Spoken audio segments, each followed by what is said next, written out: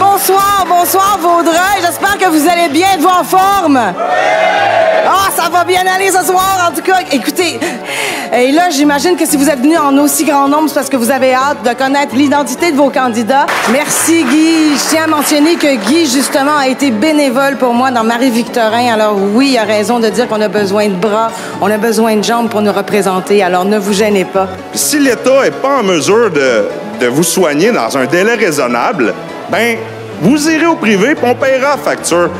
La loi sur les mesures d'urgence afin que plus jamais un gouvernement ne puisse utiliser cette loi afin de contrer la démocratie et la liberté. Merci.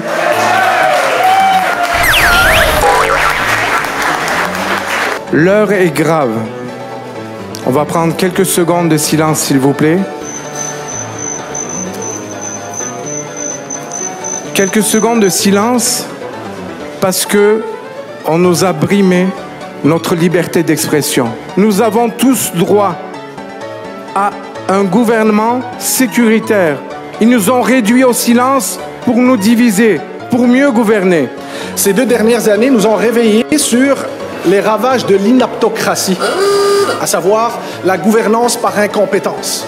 Il n'y a probablement pas un homme puis une femme qui se tient derrière moi aujourd'hui, puis il n'y en a pas non plus parmi les autres candidats qu'on a nommés depuis les derniers mois qui pensaient qu'il allait être candidat à cette élection-ci.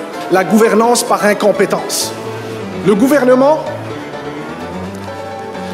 a tenté de nous diviser. Vous êtes la voix de la majorité silencieuse que l'on a fait taire à cause et grâce au monopole de la violence légitime dont dispose le gouvernement. Par le chantage, par la peur, par la division.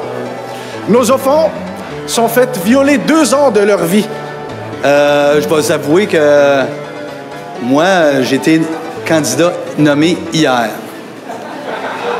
Et là, parce que je n'étais pas vacciné, j'ai pas pu travailler. Il a fallu que je me redirige vers le résidentiel. Ça, je me souviens. Et vous, est-ce que vous vous en venez? Ça, je me souviens. Et vous, est-ce que vous vous en venez? On est rendu à plus de 60 000 morts. On est divisé, humilié, pointé du doigt, stigmatisé, étiqueté par notre propre premier ministre pendant presque 3 ans déjà. On subit de l'intimidation, de la discrimination, on est privé de notre choix. Il faut se rappeler que ce sont nos jeunes qui ont subi les conséquences les plus graves de la pandémie. Le décrochage scolaire, la qualité d'éducation déficiente, perte de motivation et beaucoup de problèmes de santé mentale. Toute cette problématique-là se traduit par une hausse marquée de violence dans les rues où nos enfants sont témoins de violences et adhèrent aux groupes criminalisés.